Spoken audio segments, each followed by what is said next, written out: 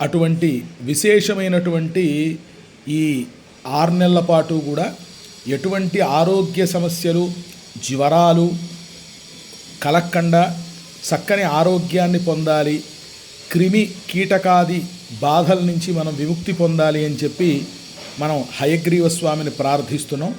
చక్కగా దానికి విశేషమైనటువంటి మహామంత్రాన్ని పెద్దలు ఉపదేశించారు. ఆ మంత్రాన్ని మనం ఇప్పుడు పఠిద్దాం. భూత ప్రేత పిశాచాదీన్ చింది దేవజనార్దన జ్వరాదీన్ సకలాన్ రోగాన్ నాశయాభ్యుదయం కురు. చక్కగా ఈ మహామంత్రాన్ని నేను PDF కూడా ఫోటో పెడతాను. రోజు ఒక 27 సార్లు తగ్గకుండా చక్కగా జపం చేస్తూ ఆ భగవతుని యొక్క అనుగ్రహాన్ని పొందడానికి ప్రయత్నం చేద్దాం. హయగ్రీవ.